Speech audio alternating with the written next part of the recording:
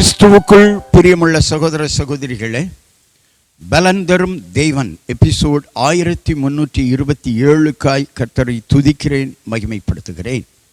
இந்த நாளிலும் நீதிமொழிகள் 9ஆம் அதிகாரம் 10வது வசனம், கர்த்தருக்கு பயப்படுதலே ஞானத்தின் ஆரம்பம், பரிசுத்தரின் அறிவே அறிவு. இந்த செய்தி யாரெல்லாம் கேட்டுக்கொண்டிருக்கிறீர்களோ, உங்கள் வாழ்க்கையிலே, தொழிலிலே, வியாபாரத்திலே, கடைகளிலே, குடும்பத்திலே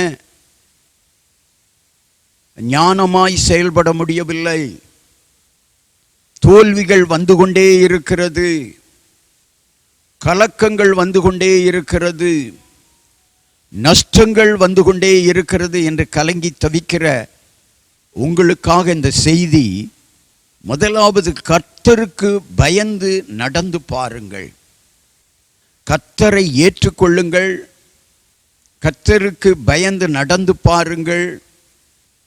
அவருடைய வார்த்தைகளை உங்கள் வாழ்க்கையிலே கடைப்பிடியுங்கள்.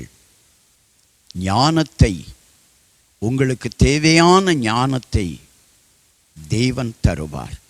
கண்களை மூடி ஜெபிக்கலாம். எங்களை நேசிக்கிற நல்ல தகப்பனே, இன்றைக்கு யார் எல்லாம் ஞான குறைவினால் காணப்படுகிறார்களோ, தொழிலிலே, குடும்பத்திலே, வாழ்க்கையிலே, அல்லது படிக்கிற பிள்ளைகள், தேர்வு எழுத போகிற பிள்ளைகள், எழுதி கொண்டிருக்கிற பிள்ளைகள் ஞான குறைவில் இருப்பார்களானால் அவர்களுக்காக இந்த செய்தி வருகிறது.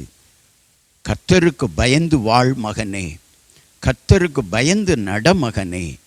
உன் வாழ்க்கையிலே உனக்கு தேவையான உலக ஞானமும் ஆவிக்குரிய ஞானமும் கர்த்தர் தருவார்.